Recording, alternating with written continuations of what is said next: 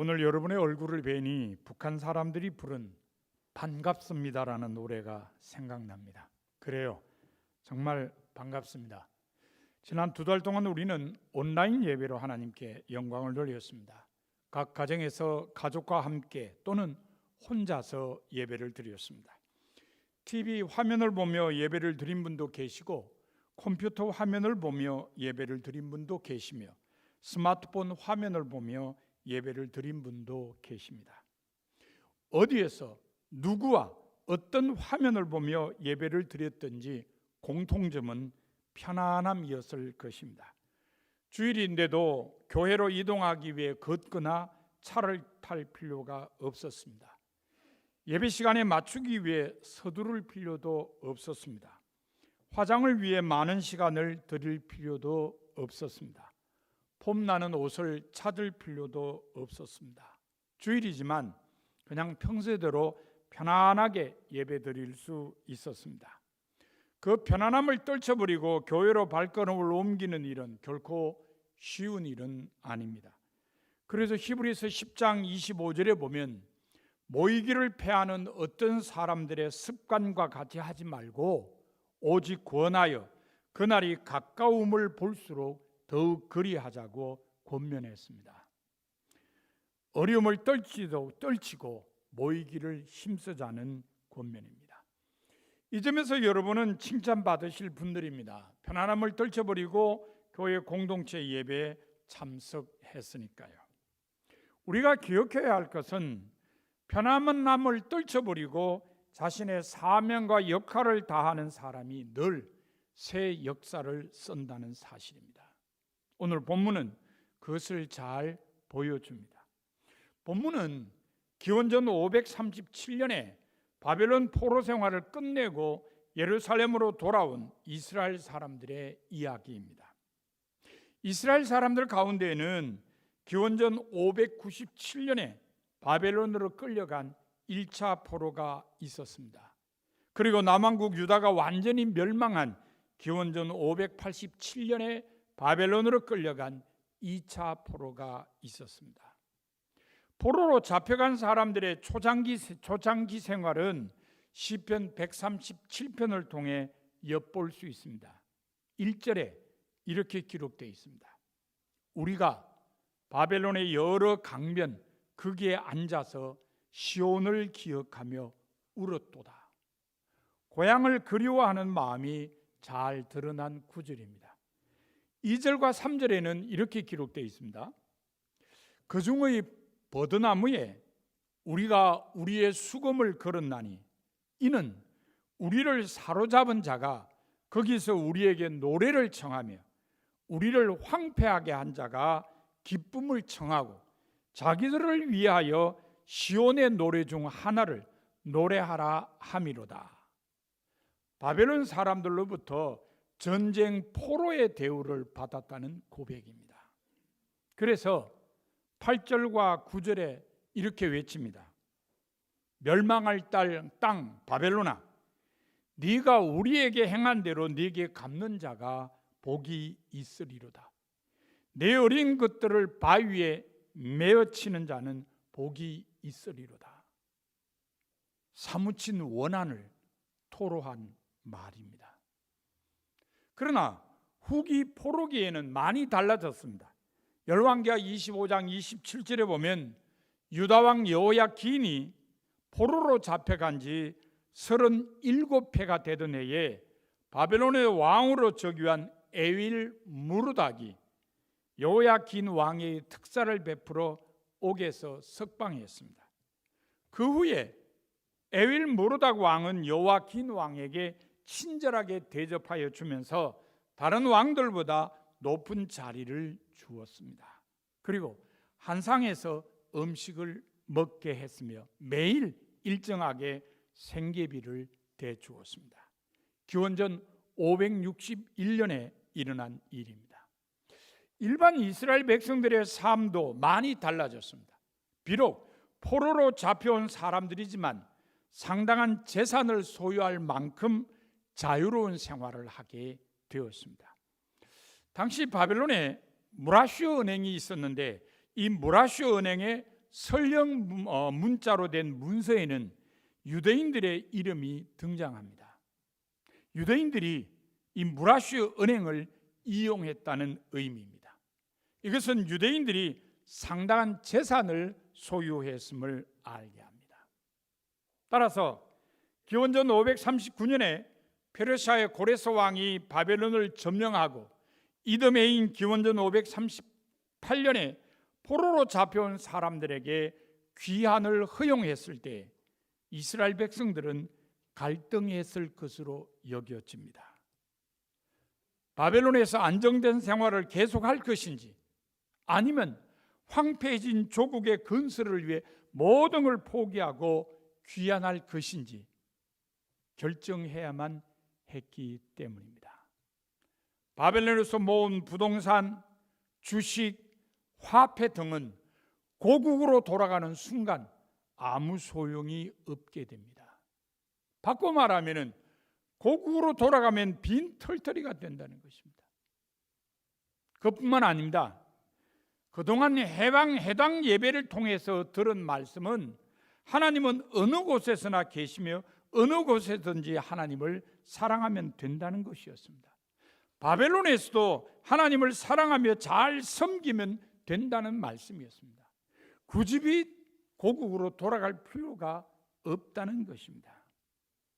그래서 기원전 537년에 바벨론을 떠나 예루살렘으로 귀환한 사람들은 전부가 아니고 일부였습니다. 모든 걸 포기하고 희생한 사람들이었습니다. 물론 귀환하지 않은 사람들도 마음은 같이 했습니다. 에스라 1장 4절에 보면 고레스 왕이 귀환을 허용하는 칙령을 내릴 때에 그 남아있는 백성이 어느 곳에 머물러 살든지 그곳 사람들이 마땅히 은과 금과 그 밖에 물건과 짐승으로 도와주고 그 외에도 하나님의 성전을 위하여 예물을 기쁘게 드릴지니라고 했는데 6절에 보면 그 사면 사람들이 은그릇과 금과 물품들과 짐승과 보물로 돕고 그 외에도 예물을 기쁘게 드렸더라고 기록되어 있습니다. 귀환하지 않은 사람들도 마음을 같이 했음을 알게 해주는 구절입니다. 하지만 귀환하지 않은 사람들은 귀환한 사람들처럼 모든 것을 포기하고 희생하지는 않았습니다. 그러면 귀환한 사람들은 왜 모든 것을 희생하고 돌아왔을까요? 그 이유는 하나님의 성전을 사랑했기 때문입니다. 본문 8절에 보면 귀환한 사람들은 예루살렘으로 돌아온 지 이태째가 되던 때에 성전 건축을 시작했습니다. 그것도 스스로 레위 사람들의 감독을 받기로 하면서 말입니다. 그 이유가 뭘까요? 그것은 성전 건축이야말로 그들이 예루살렘으로 돌아온 가장 중요한 목적이었기 때문입니다. 에스라 1장 2절과 3절에 보면 포로로 잡혀와서 바벨론에 있던 사람들에게 귀환을 허용한 페르시아의 고레스 왕은 칙령을 통해 이렇게 말했습니다. 하늘의 하나님 여호와께서 세상 모든 나라를 내게 주셨고 나에게 명령하사 유다 예루살렘의 성전을 건축하라 하셨나니 이스라엘의 하나님은 참 신이시라. 너희 중에 그의 백성된 자는 다 유다 예루살렘으로 올라가서 이스라엘의 하나님 여호와의 성전을 건축하라. 그는 예루살렘에 계신 하나님이시라. 귀환하는 사람들은 예루살렘에 가서 하나님의 성전을 건축하라는 내용입니다. 그래서 5절에 의하면 유다와 베냐민의 족장들과 제사장들과 레위 사람들 그리고 하나님께 감동을 받고 예루살렘에 올라가서 성전을 지으려고 하는 모든 사람이 길을 떠날 채비를 했습니다. 오직 성전을 지으려는 목적으로 귀환했음을 알려주는 내용입니다. 이런 마음으로 귀환했기 때문에 에스라 2장 68절과 69절에 보면 족장 가운데는 예루살렘에 있는 성전터에 이르러자 성전을 다시 세우는 일을 도우려고 자원 예물을 바치는 사람들도 있었습니다. 저마다 힘 잘하는 대로 건축 기금을 봉헌한 것입니다. 이 사람들은 기원전 587년에 바벨론의 왕 느부갓네살에 의해 무너진 예루살렘 성전을 기억하고 있었습니다. 그렇기에 본문 12절에 보면 성전의 기초 노임을 보고 제사장들과 레위 사람들과 나이 많은 족장들은 대성통곡했습니다. 귀환한 사람들이 성전 건축을 가장 중요한 귀한 목적으로 삼은 것은 성전을 사랑했기 때문입니다. 성전을 사랑하는 마음이 모든 것을 희생하고 귀환하여 성전을 건축하도록 한 것입니다. 그러면 왜 귀환한 사람들은 성전을 사랑했을까요? 우선은 희생 제사가 있는 성전 예배 때문입니다. 본문 10절에 보면 건축자가 성전의 기초를 놓을 때에 예복을 입은 제사장들은 나팔을 들고 레위 사람들 가운데서 아삽 자손들은 제금을 들고 서서 다윗 왕의 규례대로 하나님을 찬송했습니다. 예배에 대한 기대가 아주 잘 나타난 장면입니다. 준비 땅 하면은 모두 다 예배를 드릴 준비를 한 것입니다. 그런데 본문 앞에 나오는 장면을 보면은 귀환한 사람들은 성전을 건축하기 전부터 성전 터에서 예배를 드리기 시작했습니다. 1절에 의하면 귀환한 사람들이 여러 마을에 흩어져서 자리를 잡은 지 7째 달이 되었을 때 다 함께 예루살렘에 모였습니다. 제사장들이 모세 율법에 규정된 대로 번제를 드릴 수 있도록 성전 터에 제단을 만들었습니다. 그리고 거기에서 아침 저녁으로 번제를 드렸습니다. 매일 드리는 번제뿐 아니었습니다. 매달 초하루에도 번제를 드렸으며 거룩하게 지켜야 하는 모든 절기를 맞을 때와 자원에서 예물을 바칠 때마다 번제를 드렸습니다. 성전의 기초는 놓지 않았지만 희생 제사를 통한 성전 예배는 먼저 드린 것입니다. 귀환한 사람들은 이렇게 희생 제사가 있는 성전 예배를 사랑했습니다. 이 성전 예배에 대한 사랑이 성전 사랑으로 이어진 것입니다. 사실 귀환한 사람들은 바벨론에서도 하나님께 예배를 드렸습니다.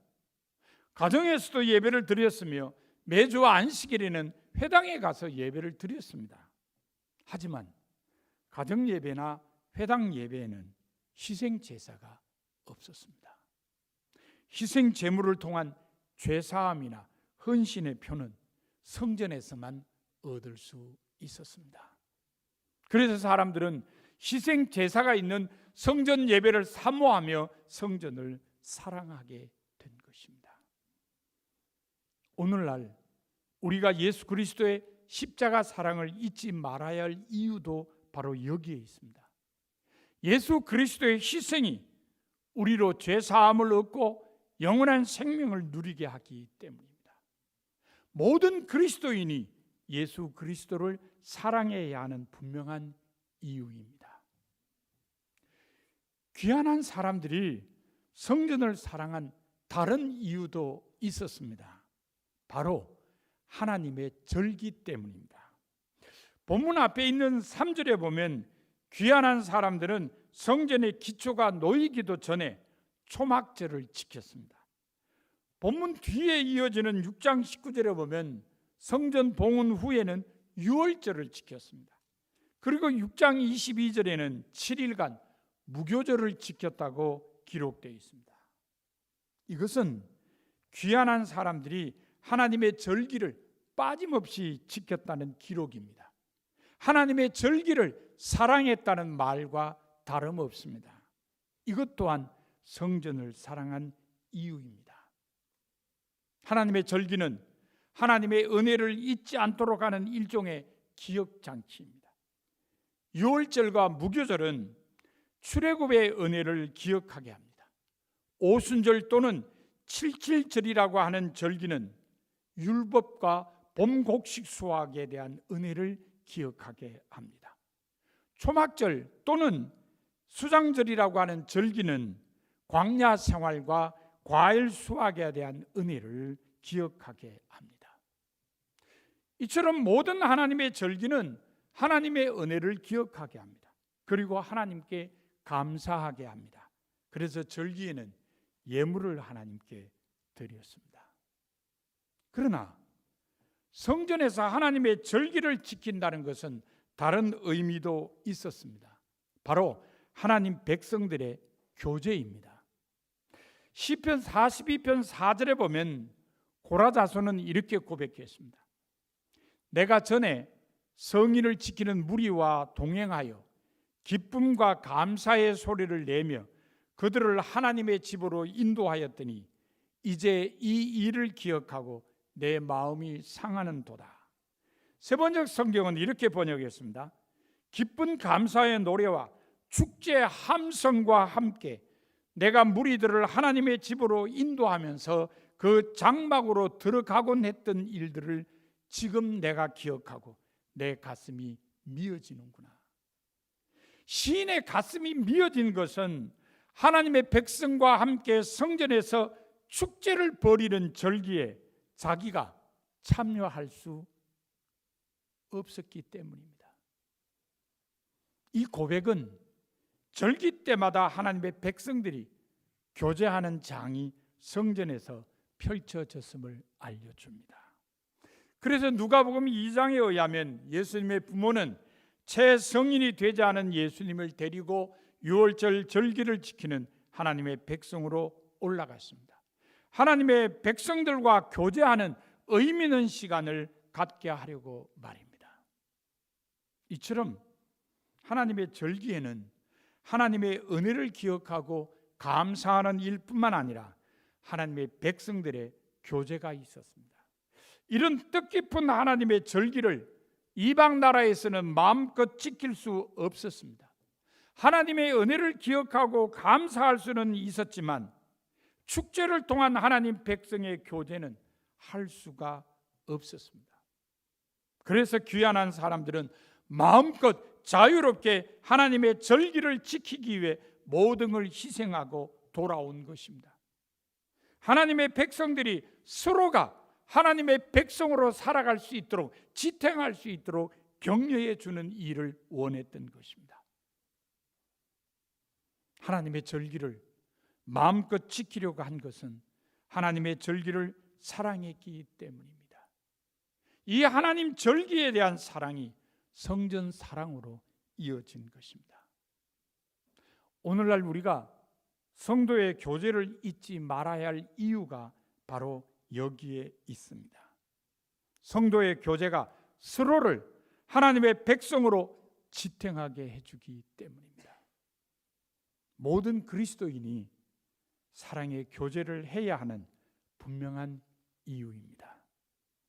이처럼 귀환한 사람들은 희생 제사가 있는 성전 예배, 그리고 감사와 교제가 있는 하나님의 절기를 사랑했습니다.